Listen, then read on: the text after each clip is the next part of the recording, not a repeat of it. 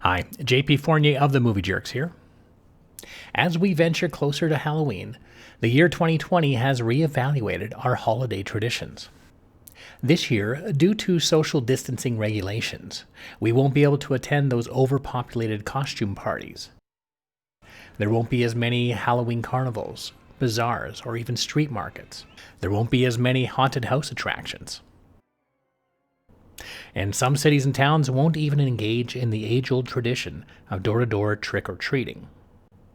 But this doesn't mean that we have to give up all Halloween traditions. We can still dress up in costumes. We can still put up Halloween decorations. We can scare our buddies.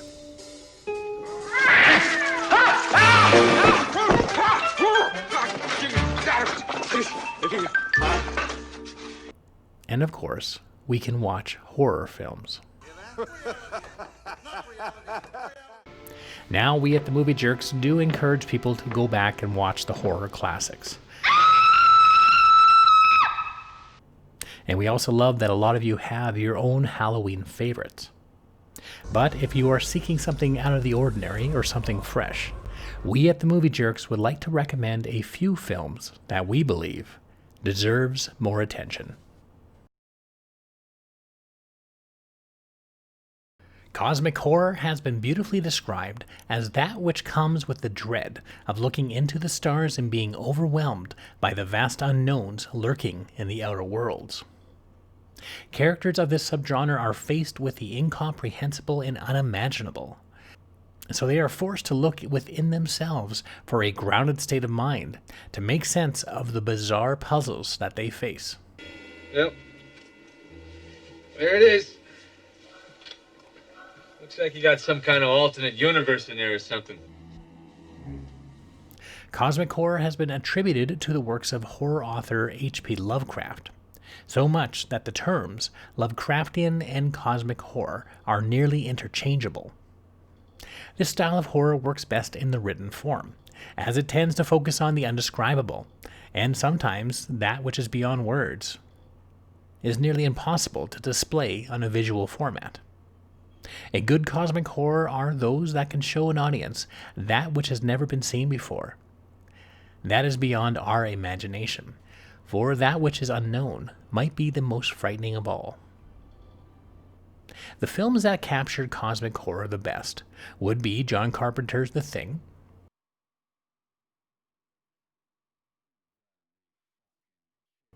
Stuart Gordon's From Beyond,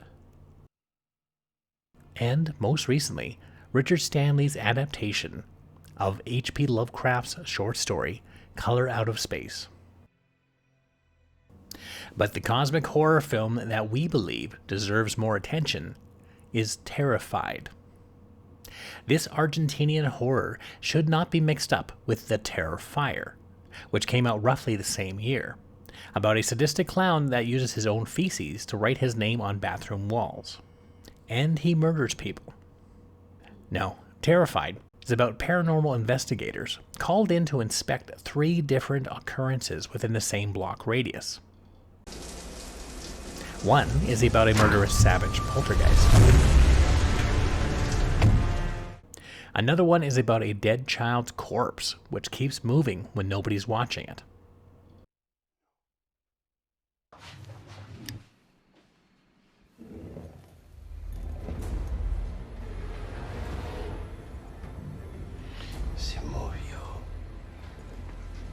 And the third is about a tall, lanky, naked creature hiding in one man's house.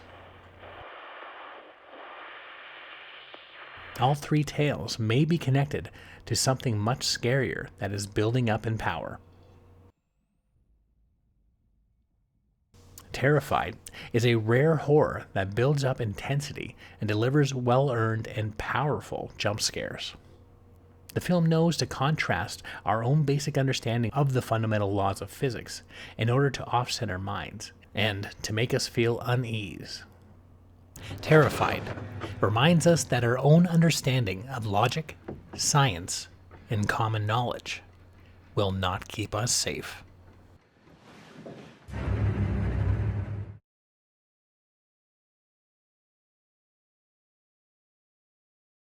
After the success of William Friedkin's The Exorcist, there has not been a year that has gone by that doesn't offer us multiple films featuring exorcisms. Repeating the same tropes over and over again, Exorcist films are a dime a dozen.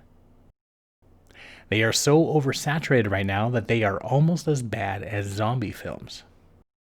In almost all of them, we can expect to see a priest, deacon, or clergyman questioning his faith, whose beliefs will be tested ultimately when he's trying to save a possessed victim.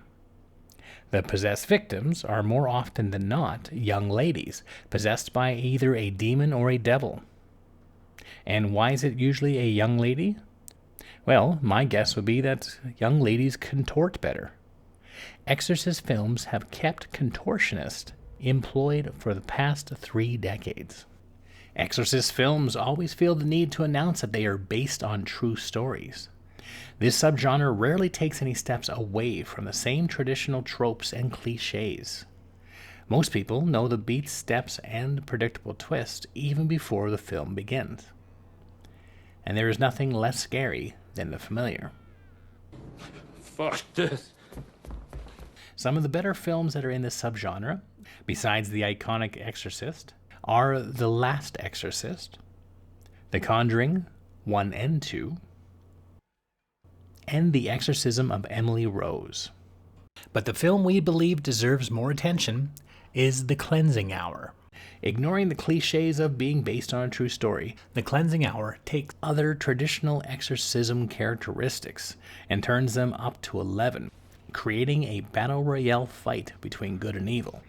The film is about an actor portraying a fake online exorcising priest whose filming crew will be pushed into a real fight against evil. Now this ragtag team of pretenders are faced with the real deal, and it's one of their own who's needing saving. With fun practical effects, the film continually raises the stakes, with our underdog protagonist having to risk life and death to not only save their friend, but save the world. Our friends at Shudder have been advertising this, and it's in their catalog of great horrors. And it is a gruesomely good pick for Halloween. The term hillbillies refers to families and cultures outside the rural and city areas. It originally referred to families living in the hills and out of the way of modern society. While the term does not have a negative connotation, well, so to speak, in horror films it refers to a disturbed family, disconnected from moral values, judicial rules and laws, and lacking remorse.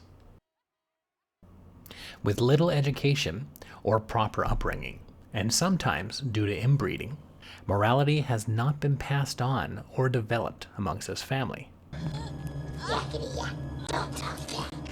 Hillbilly horrors refer to an enemy that has no moral compass, still functioning with animal instincts, and cannot be reasoned with. They take pleasure in the worst forms of torment on their victims, either through a lack of maturity, lack of intelligence, no sexual control, social status, hunger, and even boredom. They are the embodiment of humanity that has been failed by evolution.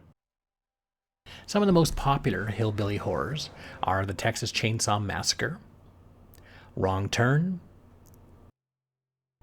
The Hills Have Eyes, and of course, Deliverance. And come to think of it, almost all of Rob Zombie films. Plus, we'd also like to mention Tucker and Dale vs. Evil, the film that turned a negative stereotype upside down. Are you okay? And the film that we believe deserves more attention is Storm Warning. When a canoeing yuppie couple need to take shelter from a storm, they run into a secluded house that they believe has been abandoned, until they find the illegal marijuana crop. They have walked into the house of some evil rednecks and become their prisoners. And as these boys keep them captive, They torment them and abuse them while they're waiting for their father, Poppy, to come home.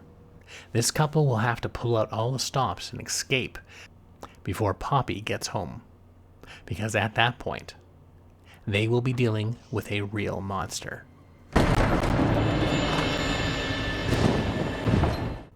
What makes Storm Warning so great is its agonizing and distressful build-up, displaying brutality and graphic violence that forces our female hero to becoming more fierce and feral opponent than her counter undomestic malefactors. And when she turns that table on them, oh boy, is it satisfying. The term splatter film was coined by director George A. Romero in respect to his Dawn of the Dead. It refers to the exploitation of the human body's vulnerability and the visual effects of mutilation or dismemberment. Splatter films, also known as gore flicks, not that gore, often get lumped together with slasher films, as their selling features are brutal murders. Then there's also body horror, films that focus primarily on the negative effects on the human anatomy. And most recently, we've seen a surge of torture porn films. The best slasher films use practical effects. They can be either realistic looking, or they can be so over the top that they look cartoonish. Either way, they are meant to cause cringe-worthy results. Some of our favorite splatter films are Peter Jackson's Dead Alive, the Evil Dead films, Street Trash, and France's new wave horror, Inside. But the splatter film that we wish to bring more attention to took the term splatter literally, and that is Adam Chaplin. After the horrific murder of his wife, Adam summons a demon to help him get revenge on his enemies. The demon gives Adam superhuman strength and encourages him to go beyond his initial intentions. Taking influences from anime cartoons, the special effects team spare no expenses on the gallons upon gallons of blood spraying effects. The blood and violence in this film is so extreme that the film is closer resembling animation. While other splatter films will have one or two memorable deaths, Adam Chaplin has multiple gruesome deaths all leading up to a rooftop climax that can be best described as a gorehound's wet dream. And if you have the stomach for it, this is a film that must be seen to be believed. Now, whether we're talking about horror comedies or comedy horrors, what are you going to do with those pies, boys? it is a big feat to be able to balance the two genres together. Now, we're not talking about parody films that take nothing seriously. And we're also not talking about purposely bad films that also take nothing seriously. No, we're talking about those horror films that would like to be classified under both comedy and horror. Zombie, what are you going on about? It's a zombie. Run! Some tend to sway towards the comedy side, making the horror feel inadequate. Well, you can rock and you can roll, you can really do so at the hop bum bum bum. You can rock and you can roll, you can really do so at the hop bum bum bum. You can do the jelly. And some take the horror a little bit too seriously, making the comedy to feel a little bit uncomfortable and out of place. And then there are films who get both sides wrong, causing the whole film to crumble at its feet. When you get an even balance of the two genres, the rewatchability is endless. Some of the best comedies put funny characters into horrific and deadly situations, allowing the stakes and the intensity of the situation to crank up throughout the film. One of the most common failures of horror comedies is forcing goofy characters to spout out jokes into tense situations. If your character doesn't respect the dread or threat that they are against, then why should you as an audience? I thought I didn't know any of you when you're alive, because I don't enjoy any of you, especially you. Okay. All right, let's reel it I don't like you either. We gotta save our image. Come on. Some of our favorite comedy horrors that we believe have gotten the balance right are Shaun of the Dead, The Lost Boys, You're a vampire, Michael. My own brother, a goddamn shit-sucking vampire. Oh, you wait till Mom finds out, buddy. and Ivan Reitman's Ghostbusters. Gozer. I thought Gozer was a man. It's whatever it wants to be. But whatever it is, it's gotta get by us. Right. Go get her, Ray.